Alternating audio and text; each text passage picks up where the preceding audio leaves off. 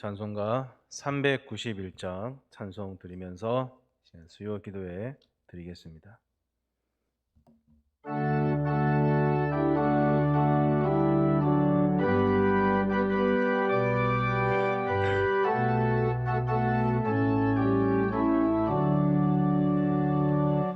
오 놀라운 그 세주 예수 내 주 참 능력의 주시로다.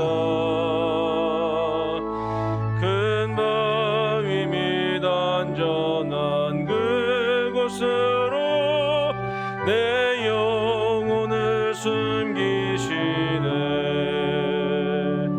메마른 땅을 종일 걸어가도 나 피곤치 아니하며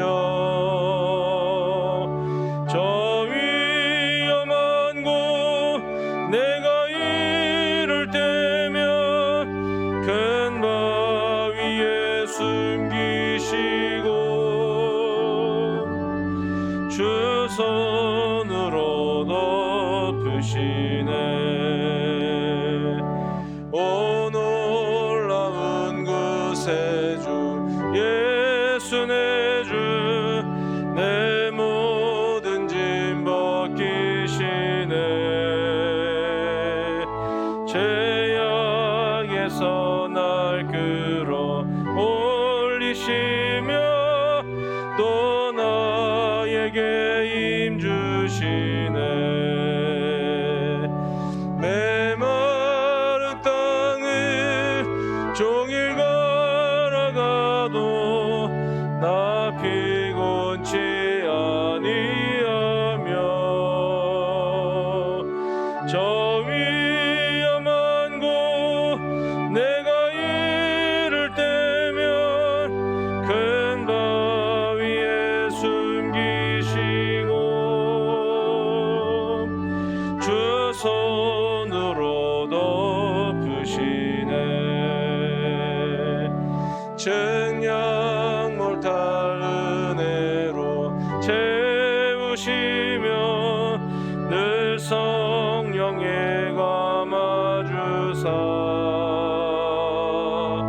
큰 기쁨 중 주님을 찬양토록 내 믿음을 도우시네.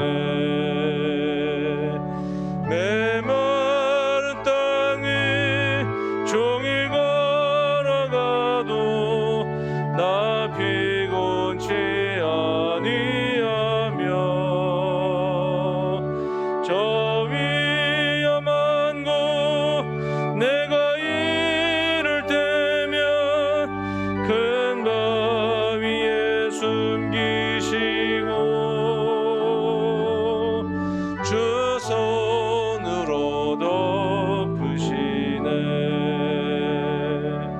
주 예수님 공중에 임하실 때 나 일어나 맞이하리.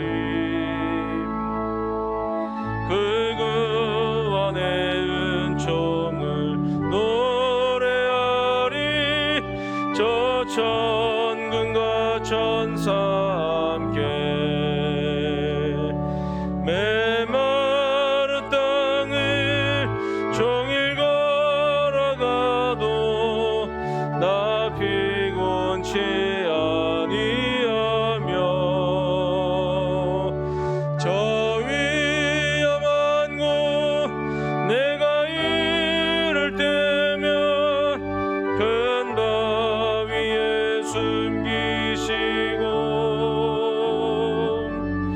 주 손으로 덮으시네. 이 시간 기도하실 때 이금숙 권사님 기도해 주시겠습니다.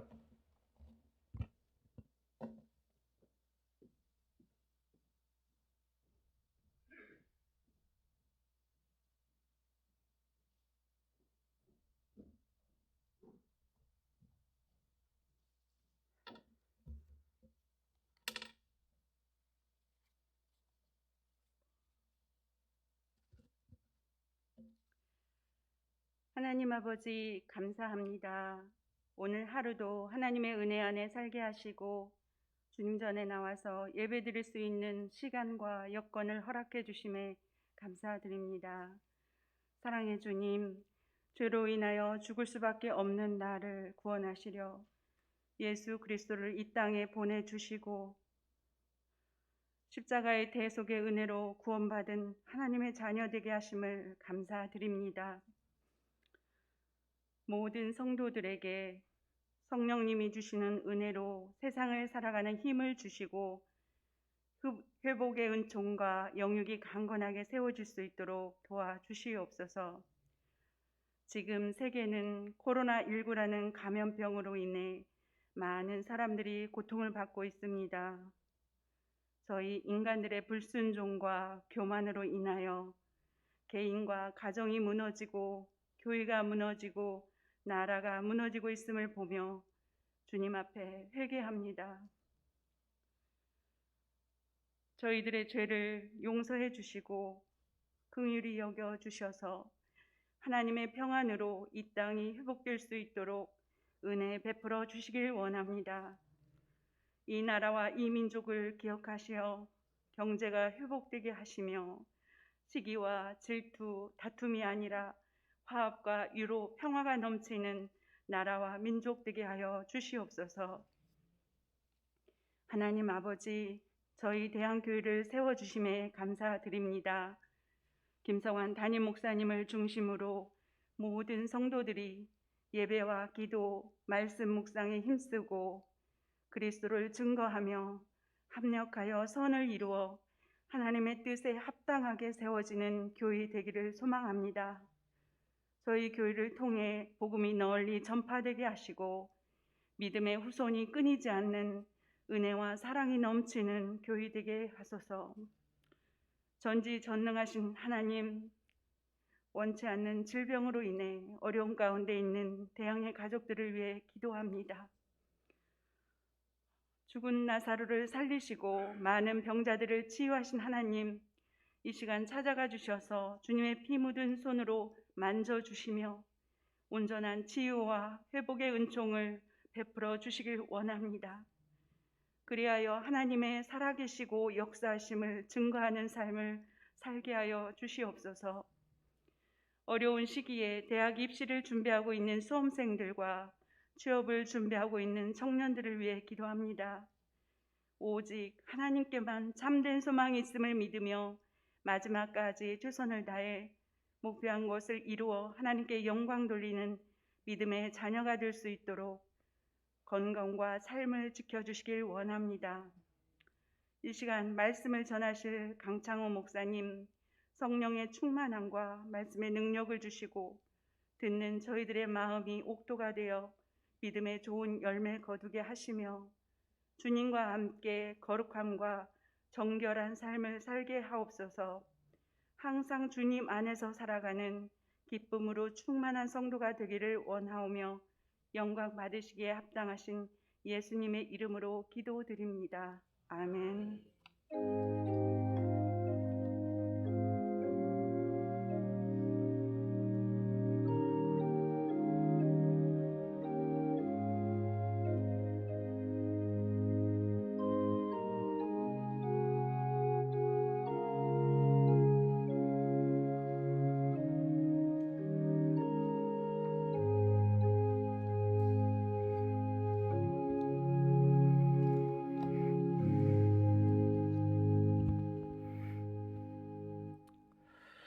시간 함께 나눌 말씀은 시편 64편입니다. 시편 64편 1절에서 10절까지.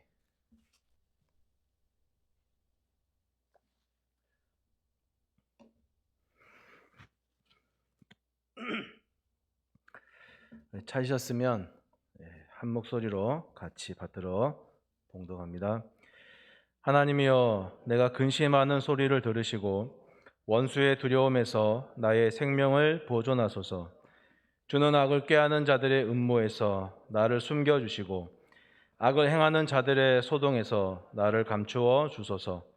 그들이 칼같이 자기 혀를 연마하며 화살같이 독한 말로 겨누고 숨은 곳에서 온전한 자를 쏘며 갑자기 쏘고 두려워하지 아니하는도다.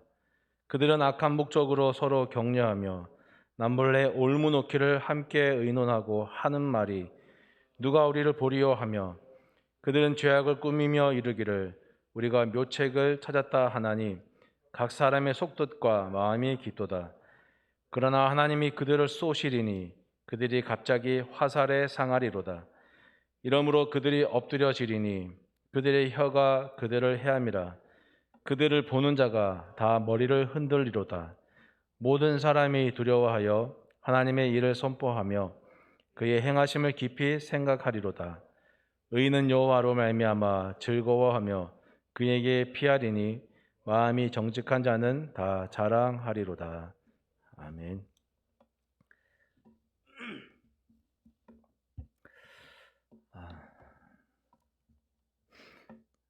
같은 성도라도 여러 종류가 있는 것 같습니다. 투정 부리고 또 교회를 시끄럽게 하는 성도가 있는가 하면은 또 자기 편을 만들고 그렇게 당을 구분짓고 문제를 또 만드는 그런 성도가 또 있는가 하면은 교회를 위해서 조용히 기도하면서 자기를 돌아보는 그런 아름다운 성도도 있는 것 같습니다. 성도라는 글자를 한자로 보면은 거룩할 성자에 물이 도자 해가지고 거룩한 물이라고 하는 건데 우리가 하나님을 믿는 거룩한 그 무리로서 그 거룩한 길을 가는 똑같은 길을 가는데 왜 이렇게 서로 다 똑같지 않고 왜 이렇게 한 사람 한 사람 성도가 이런 사람도 있고 저런 사람도 있고 왜 이렇게 모습이 다를까요? 질문을 드리면서 같이 말씀을 보겠습니다. 오늘 본문 64편의 이 배경은 다윗이 사울에게 박해를 받는 때인지 아니면 압살롬의 반역의 때인지 어느 건지 정확하게 이거다라고 말할 수는 없습니다. 그런데 뭐 사울에게 박해를 당했든지 아니면 압살롬의 반역의 때를 경험했든지 간에 어찌되었든 간에 다윗이 그 어려운 시기 속에서 하나님을 신뢰하는 모습을 보이는 거예요. 그럼 우리는 그 어려운 시기 속에서 신뢰하는 모습을 보이는 그 다윗을 보면서 신뢰가 무엇인지를 우리가 이 성경을 깊이 묵상하면서 우리가 알고 깨달아야 하는 것입니다. 1절에 보면은 원수의 두려움에서 나의 생명을 보존해 주십시오라고 하는데 이런 거죠. 하나님, 이 나를 괴롭히는 대적의 힘이 너무 강해서 제가 상대할 수 없습니다. 이 대적을 물리치고 이 대적의 괴롭힘으로부터 저를 구원해 주실 수 있는 분은 하나님입니다. 라는 그런 말이거든요. 또 2절을 보면은 악을 꾀하는 자들, 또 뭐 악을 행하는 자들 이렇게 나오는데 악을 꾀하는 자들이란 것은 은밀하게 숨어가지고 계속해서 작전을 짜서 어떻게 하면 다윗을 끌어내려서 저걸 해칠까, 무너뜨릴까 하는 그런 사람들을 말하는 것이죠. 또 악을 행하는 자들이라 하는 건 어떤 거냐면은 그냥 하는 게 아니고요. 아주 조직적으로 숨어서 모여가지고 조직을 짜서 작전을 짜고 어떻게 계략을 짜서 그렇게 또 다윗을 괴롭히는 거예요. 이렇게 은밀하게 숨어가지고 아주 조직적으로 자기를 괴롭히는 대적들을 그 괴롭힘을 받으면서 다윗이 그 속에서 하나님 내 생명을 보여주십시오. 하나님 나를 구원해 주십시오. 라고 기도할 수 있는 거 아무나 할 수 있는 게 아니지 않습니까? 그냥 우리는 막연히 글자만 보니까 뭐 하겠다 하는데 사실 우리 스스로가 이런 처지에 처했으면은 그렇게 쉽게 나올 수 있는 거 아니잖아요. 이렇게 나오기까지의 다윗이 목숨을 걸고 하는 기도잖아요. 잡히면 죽는 건데요. 잡히면은 사울에게 잡혀도 죽는 거고 쿠데타 세력에게 잡혀도 죽는 건데 잡히면 죽는 상황 가운데서 목숨을 내놓고 하나님 나를 지켜주시고 내 생명을 보여달라고 기도하는 거 그런 거 볼 때 다윗이 얼마나 하나님을 신뢰하고 또 의지하면서 이런 기도를 했겠습니까? 그렇게 보면 신뢰라는 것이요 말로 하는 것이 아니고 또 신뢰라고 하는 것이 어떻게 하면 되겠다는 방법도 있는 것도 아닙니다. 신뢰라는 것은 오랜 시간을 가지고 내가 살아가면서 그 삶 속에 녹아들은 나의 경험이에요. 그 내가 하나님을 신뢰한다는 것은 내가 오랜 시간을 두고 내가 하나님이 이런 분이구나라는 것을 자기의 오랜 삶을 두고 거기에 녹아들어 있는 자기만이 경험했던 경험들이에요. 익숙해져 가지고 이제는 그냥 몸에서 아주 자연스럽게 배어 나오는 것, 그것이 신뢰입니다. 어떻게 할 수 있는 방법이 아니라 그냥 우리는 오늘 하루 또 내일 하루 그렇게 살아가면서 우리 몸에 배어서 나오는 그것이 신뢰인 것이죠. 어떤 사람이 낭떠러지에 떨어지다가 겨우 나뭇가지를 잡았습니다. 낭떠러지라서 겨우 나뭇가지를 잡고 하나님 앞에 살려달라고 열심히 기도하는 거예요. 그랬더니 하나님이 응답을 하시는데 그 나뭇가지를 놓거라 그러는 거예요. 어떻게 놓습니까? 이 나뭇가지를 놓으면 낭떠러지에 떨어져 죽는데, 아니 하나님 모르십니까? 이거 놓으면은 내가 낭떠러지 떨어져 죽는데 하면서 그걸 못 놓고 있는 거예요. 근데 사실 보니까 그냥 거의 다 떨어진 상태에서 이거 놓으면 그냥 바로 바닥인데도 모르고 놓지 않는 거예요.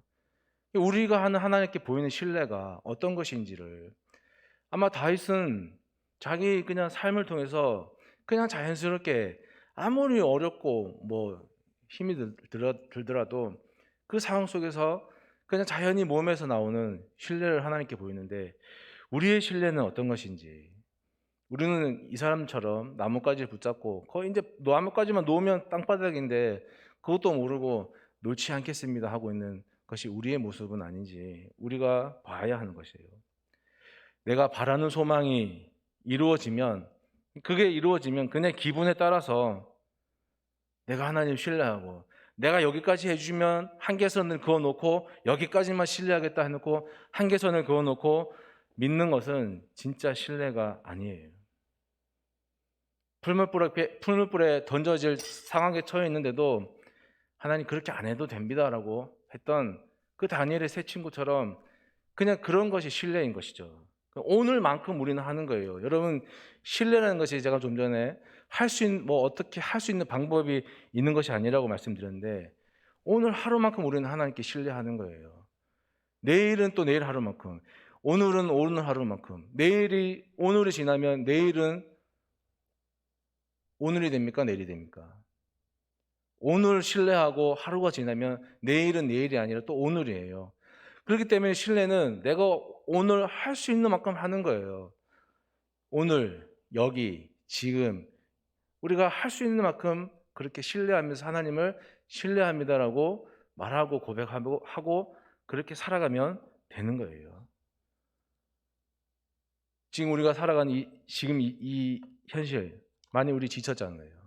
몸도 지치고 마음도 지치고 우리 생활도 지쳤지만 오늘 하루만큼 지치면 지친 대로 오늘 하루만큼 우리가 하나님 신뢰합니다 하고 하면 되는 거고, 또 내일이 하루가 또 밝으면 내일은 또 오늘이 되니까 또 오늘 하루만큼 또 하나님을 신뢰합니다 하면서 그냥 우리는 그렇게 살아가다 보면 그 신뢰가 우리 삶 속에 배이고 몸에 배어서 어떤 방법이 아니라, 그러면 어려울 때 우리가 하나님 앞에 하나님을 신뢰합니다 할 수 있는 것 아니겠습니까?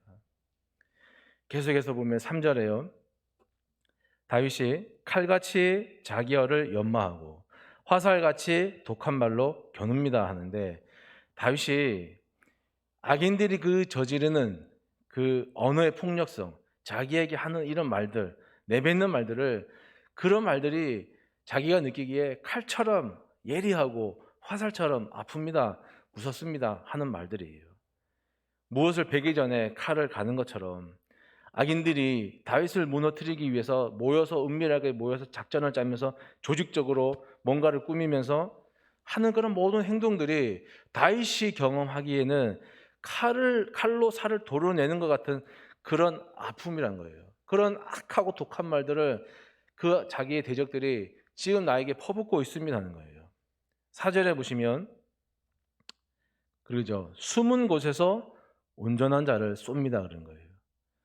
이 악인들이 특성이 어떤 거냐면은 다윗을 드러내놓고 공격하는 게 아니라 몰래 숨어 있다가 공격하는 거예요. 뭐 어떻게 언제 이런 일이 일어났나 싶을 정도로 그렇게 공격하는 거예요. 죄 없는 사람들을 갑자기 쏘는 거예요. 그런데 신기한 건요, 그 사람 이 악인들이 4절 끝에 그러죠. 갑자기 쏘고 두려워하지 아니하는도다. 두려워하지 않아요. 무서워하지 않아요. 양심이 마비됐어요. 여러분, 악인하고 의인하고의 차이점이 여러 가지가 있겠지만 오늘 본문과 연계해서 볼 때 악인과 의인의 차이점은 무엇이냐면은 두려워하느냐 두려워하지 않느냐 하는 거예요. 악인은 아무 잘못을 없는 사람들을 괴롭히고도, 아니 또 의도적으로 그 사람들에게 악을 행하고 나서도 전혀 꺼리낌 없어요. 그리고 자기가 저지른 짓에 대해서 전혀 뉘우침도 없어요. 양심이 마비되어 버렸어요. 예수님이 그러잖아요. 예수님 바리새인들에게 말씀하시잖아요. 그런데 악인만 그런 게 아니라 이런 악인들이 많아지면 이 세상도 어떻게 되겠습니까? 당연히 이 세상도 그렇게 악해져 가는 거예요. TV에서도 많이 보셨겠지만 강원도 인제에서 있었던 그 등산로에서 있었던 그 묻지마 살인 사건, 그 조사 결과가 어떠냐면요, 주차장에 쉬고 있던 그 친구들을 따라가지 않고 주차장 차 안에서 쉬고 있던 50대 여성을 20대 남성이 무참하게 그냥 묻지도 않고 아무 이유 없이 그냥 살인한 사건 아닙니까? 조사 결과를, 조사 왜 살인했느냐고 이유를 막 조사해 보니까 이 사람이 원래는 연쇄 살인을 계획했는데 폐쇄로가 CCTV 이런 것들이 워낙 많다 보니까, 아 내가 몰래 하는 건 안 되겠구나. 그러면은 어떻게 하겠냐? 단기간에 여러 사람들을 죽여버려야겠다. 그렇게 원래는 그렇게 계획했답니다. 첫 사건에서 걸려버린 거예요. 그 재판부가 이 사람에게 무기징역을 확정하지 않았습니까? 그러면서 그 무기징역을 확정하게 되는 이유 중에 일부분을 제가 읽어드리면요, 이 사람이 이제 조사해서 나는 다른 사람들을 심판하고 다 죽여버릴 권리가 있다. 닥치는 대로 죽이기는 하겠지만 기본적으로 100명 내지 200명은 죽여야 한다. 죄책감과 같은 감정을 느끼지 않고, 그러면서도 죄책감이 전혀 없고, 재판부가 보니까 없고, 오히려 막 냉철한 그 태도를 유지하는 그 모습을 볼 때 경악을 금치 못했다. 이 재판부가 이렇게 얘기를 하고 있는 거예요. 의인은 자기가 지은 죄에 대해서 뉘우치기도 하고 반성하기도 하고 회개하기도 하지만 악인은 그렇지 않는 거예요. 근데 뉘우치고 반성하는 회개가 없다 하는 것은요, 나는 악인이 되겠다 하는 말과 똑같은 것이고, 더 문제는 우리도 역시 그렇게 살면서 난 반성 안 해, 나는 뉘우치지 않아, 이런 마음을 가지면 우리가 악인이 될 수 있는 가능성들이 다분히 가지고 있다는 거예요. 마태복음 23장 이하 27절에 그 이하에 예수님께서 바리새인들에게 뭐라고 하시냐면 이 회칠한 무덤들아 하면서 아주 불효령을 내리십니다. 율법 학자들과 바리새파 사람들아, 이 위선자들아, 너희에게 화가 있다. 너희는 회칠한 무덤과 같기 때문이다. 그것은 겉으로는 아름답게 보이지만 그 안에는 죽은 사람의 뼈와 온갖 더러운 것이 가득하다. 이와 같이 너희도 겉으로는 사람에게 의롭게 보이지만 속에는 위선과 불법이 가득하다. 이 뱀들아, 독사의 새끼들아, 너희가 어떻게 지옥의 심판을 피하겠느냐? 그러므로 내가 예언자들과 지혜 있는 자들과 율법 학자들을 너희에게 보낸다. 너희는 그 가운데에서 더러는 죽이고 더러는 십자가에 못 박고 더러는 해당에서 채찍질하고 이 동네 저 동네로 뒤쫓으며 박해할 것이다.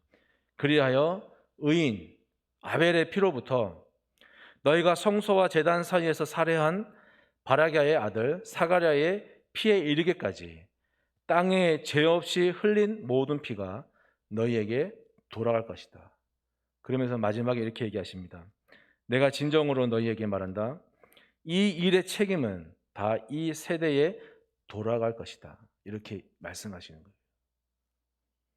여러분, 뉘우치고 반성하고 회개하면서 이 세상 가운데, 이 세상도 선해져야 되지만 이 세상이 선해지기 위해서는 악인이 회개해서 의인이 되는 그 하나님의 뜻이 이루어지는 그 책임 있는 삶을 우리 그리스도인들이 먼저 살아야 하는 것입니다.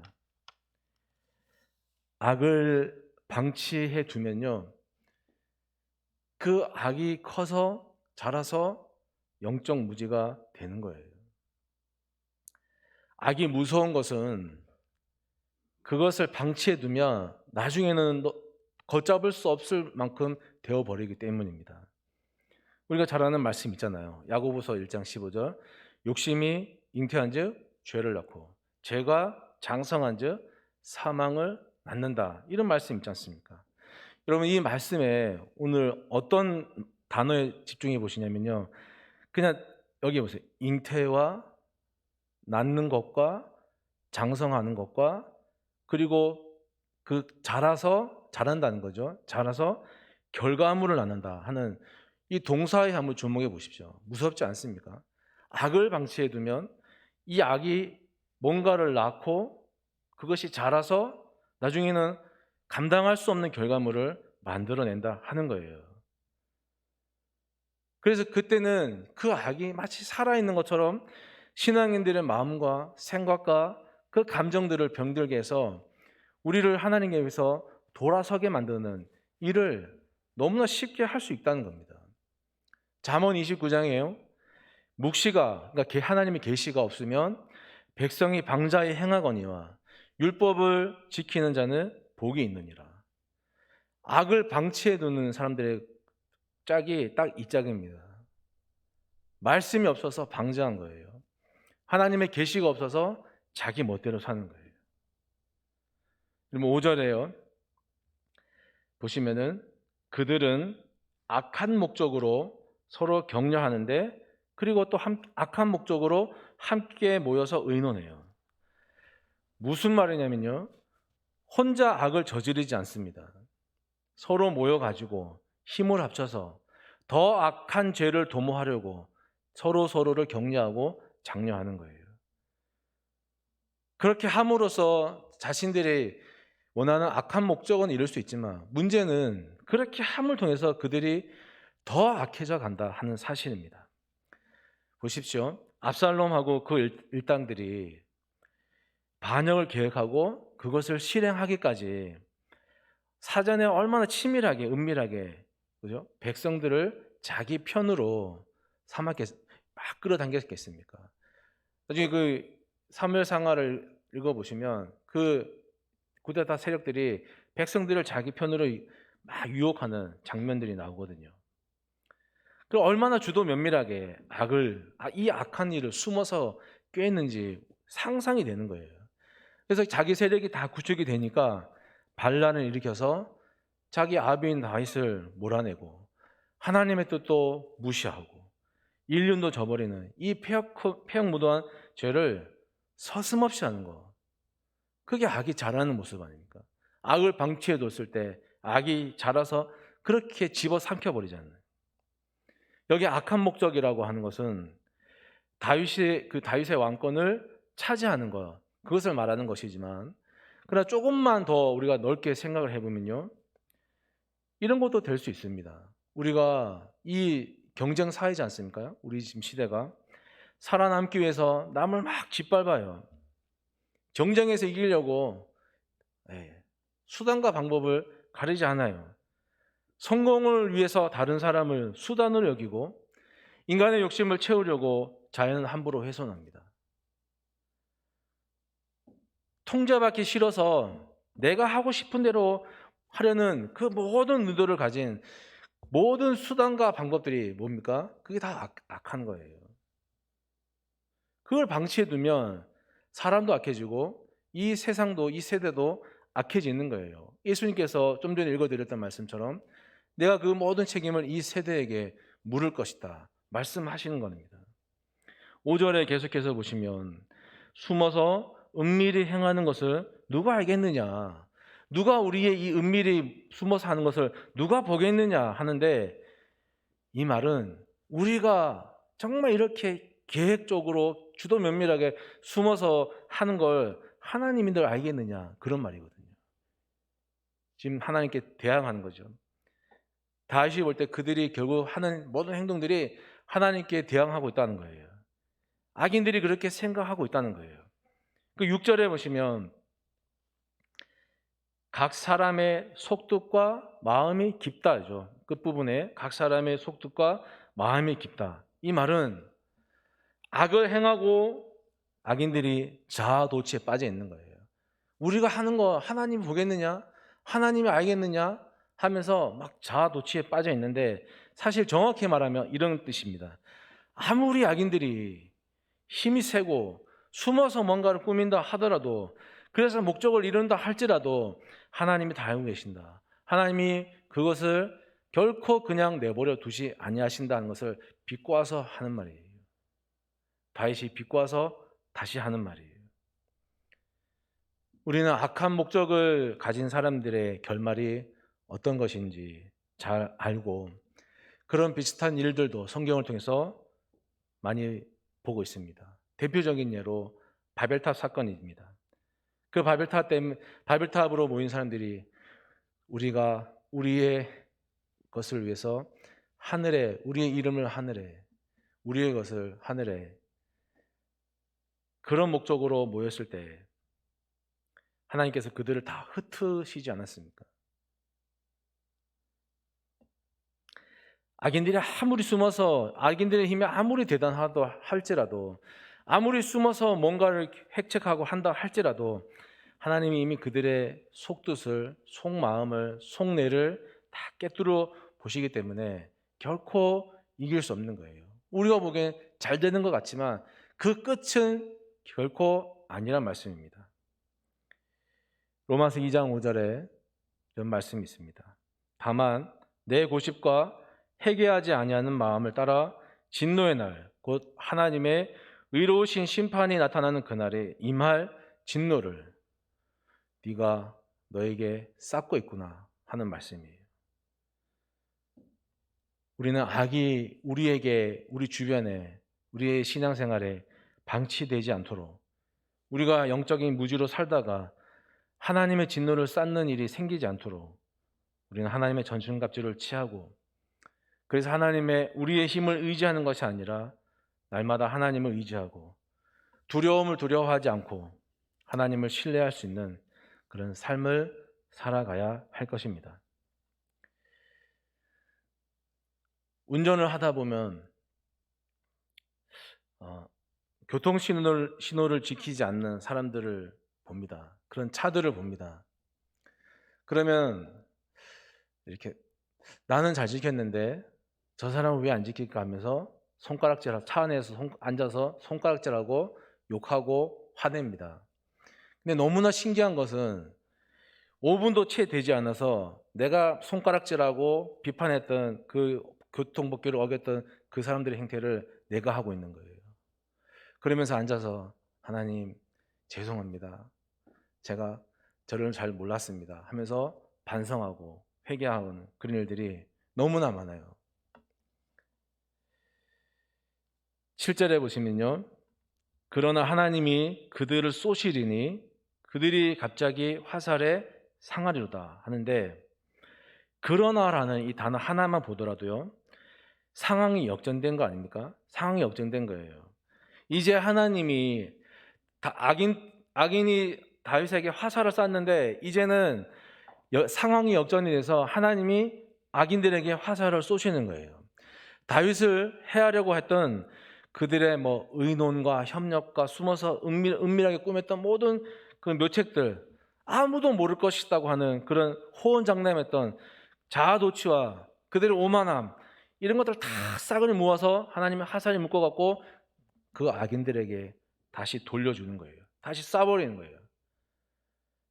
다윗이 악인들에게 공격당했을 때 예상치 못하게 공격당했는데 이제는 상황이 역전돼서 악인들이 이거 언제 이런 일이 일어났나 하면서 하나님이 그들에게 똑같이 당한 만큼 그대로 예상치 못한 화살을 쏴버리는 거예요. 누가 우리를 보겠느냐? 하나님이 우리의 이 숨어 사는 일을 알겠느냐 했던 그것이 그들의 착각이었어요. 하나님 다 보고 계셨고 진노를 차곡차곡 쌓고 계셨고 다윗을 괴롭힌 그대로 의인을 괴롭힌 그대로 악인들에게 다 갚아 주셨던 거예요. 하나님이 우리에게도 똑같이 하십니다. 우리가 하나님을 믿고 신뢰하면 그리고 역경을 견디면 하나님이 우리의 신뢰를 갚아 주시는 거예요. 행한 그대로 부메랑으로 돼서 다시 우리에게 돌아오는 거예요.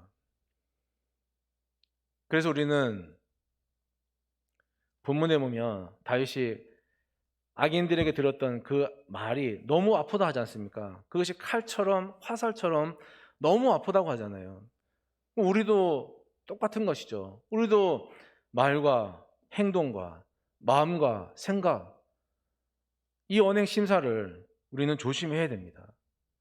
칼과 화살로만 상대를 죽일 수 있는 것이 아니라, 아니 칼과 화살로 상대를 죽이는 것보다 말로 죽이는 게 더 아픈 건 아닙니까?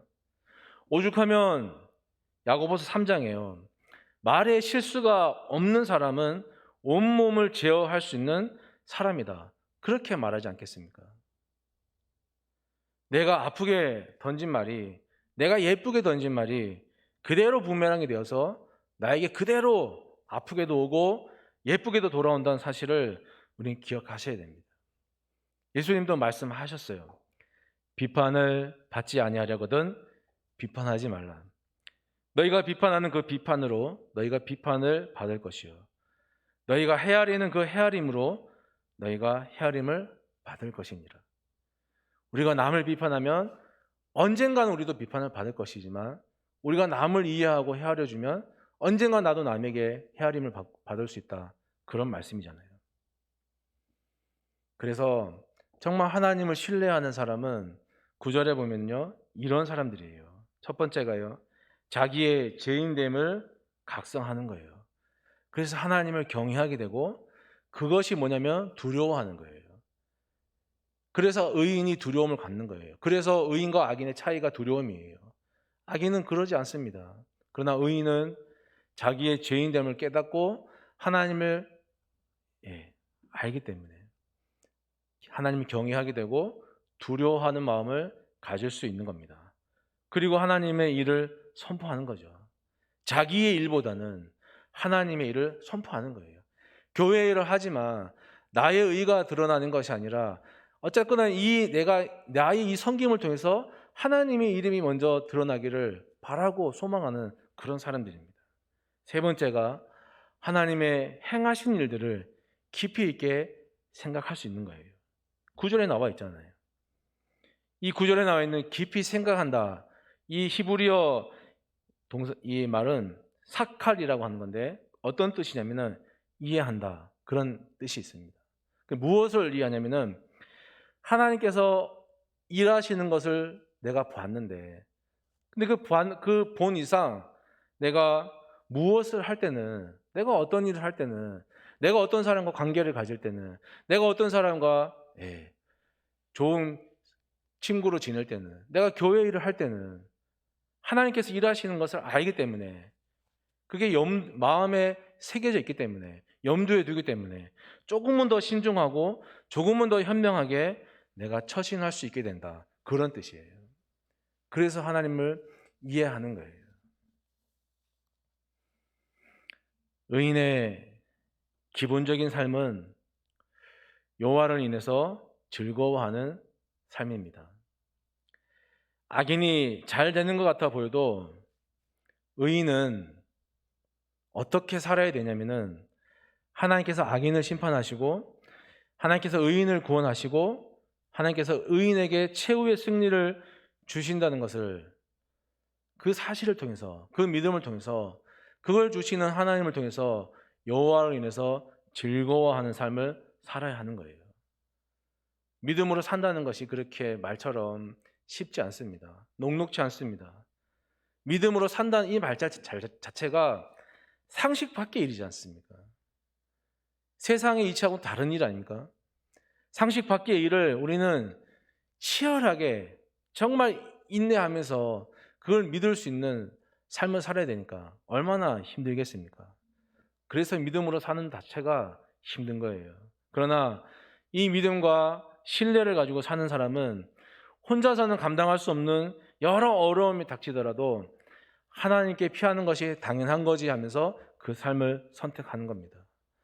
하나님께서 결국에는 의인을 형통하게 하실 것을 믿을 수 있는 거예요. 그래서 끝까지 인내하는 적극적인 순종의 삶을 살아가게 되는 겁니다. 10절에 보시면 마지막에요. 이렇게 하나님 앞에 피하는 사람, 하나님을 신뢰하는 사람들이 가져야 하는 마음이 어떤 마음이냐면은 정직한 마음이에요.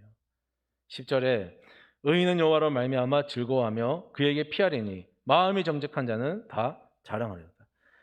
여호와께 피하는 사람, 하나님을 신뢰하는 사람이 가져야 하는 마음이 정직한 마음인데 이 정직의 마음이 어떤 마음이냐면은 가나안 전쟁을 앞두고 있는 여호수아에게 하나님께서 강하고 담대하라 그러셨죠. 그 마음이에요. 예수님께서 너희가 하나님과 재물을 겸하여 섬길 수 없다 하셨죠. 그 예수님의 마음이에요. 어떤 마음이냐 보십시오. 전쟁을 앞둔 사람이 갈팡질팡하면 되겠습니까? 안 되는 거죠. 예수님께서 너희가 하나님과 재물을 겸하여 섬길 수 없다 했는데 왜냐하면 이쪽을 좋아하면 이쪽을 가볍게 여기고 이쪽을 좋아하면 이쪽을 가볍게 여기기 때문에 마음이 나눠지면 안 된다는 거예요. 어떤 마음입니까? 하나로 모아진 마음. 그래서 흔들리지 않는 마음. 그게 정직한 마음입니다. 의인이 여호와로 인해서 즐거워할 수 있는 것은 그 마음 가운데 정직한 마음이 있기 때문인 줄 믿습니다. 우리 10절 말씀 다 같이 한번 읽고 말씀을 마치겠습니다.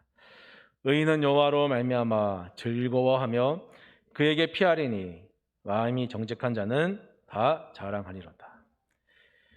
우리 신앙의 여정들이 정직해질 뿐만 아니라 길이요 진리요 생명 대신 주님께서 책임져 주시는 믿음의 인생들이 또 그 믿음의 삶을 살아가시는 우리 모든 대한가족들이 되시기를 간절히 부탁드립니다. 우리 말씀을 기억하면서 함께 시간 같이 기도하겠습니다. 우리가 하나님 앞에 신뢰의 마음을 지키기 위해서는 먼저 우리 양심이 살아 있어야 될 것 같습니다. 양심이 불에되어서 감각이 없고 죽어버리면 아무것도 못하니까 우리의 양심이 무뎌지지 않는 은혜를 하나님께서 주시고 그리고 우리의 언행일치의 삶을 통해서 하나님께 영광을 돌리는 성도의 삶을 살아갈 수 있는 우리가 될 수 있기를 지금 같이 기도하시고요. 여러 한우들 기억하시고 함께 기도하실 텐데 특별히 우리 황영화 집사님이 금요일 날 아직 시간은 정해지지 않았는데 이 가슴 쪽에 수술을 합니다. 암 수술을 합니다.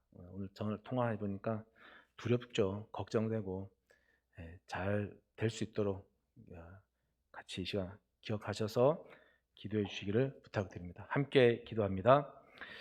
살아계신 하나님 아버지 감사를 드립니다. 오늘 또 하나님의 은혜 가운데 저희들이 수요 예배를 드리며 또 주신 말씀을 묵상하였습니다. 하나님 의인의 삶을 살기를 원합니다. 악인이 아니라 하나님 앞에 의인의 삶을 살기를 원하오니 우리 안에 뉘우치고 회개하며 반성할 수 있는 마음을 주시고 아무리 어려운 일을 만나더라도 아버지 하나님 주님을 의지하며 우리 자신을 의지하지 아니하고 두려움을 두려워하지 아니하며 우리를 승리케 하시는 여호와 하나님을 늘 의지할 수 있는 믿음의 사람들 또 의인의 삶을 살 수 있도록 도와주시옵소서. 간절히 원하기는 우리의 양심이 살아있기를 원합니다.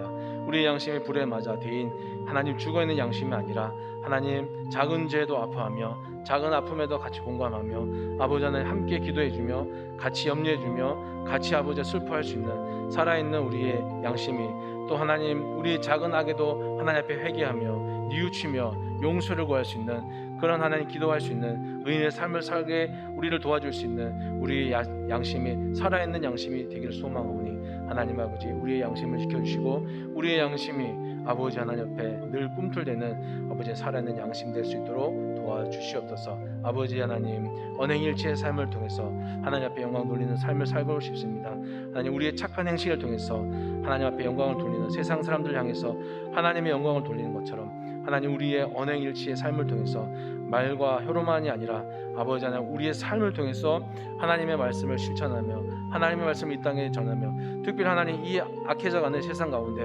하나님 악인이 회개하여 의인이 되고자 하는 그것을 원하시는 하나님의 뜻을 이루어드리는 저희의 삶이 되기를 원합니다. 아버지 하나님 언행일치의 삶을 살아갈 수 도와주시고 우리 하나님 아버지 말과 우리의 행함과 우리의 생각과 우리의 마음을 다시 뜯어 고쳐서 아버지 하나님 말로 상처 주지 아니하고 아버지 하나님 혀로 상처 주지 아니하며 우리의 눈빛과 우리의 행동으로 남에게 상처 주지 아니하며 하나님 남을 나보다 낫게 여길 수 있는 귀한 마음들 언행일치의 삶을 살아갈 수 있도록 도와주옵소서.